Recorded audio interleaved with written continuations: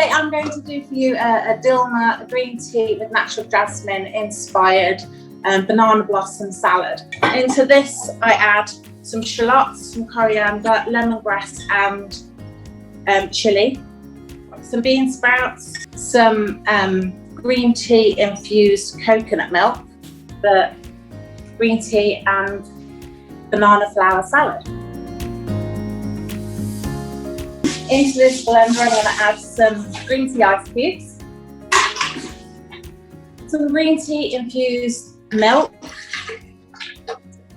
and some honey.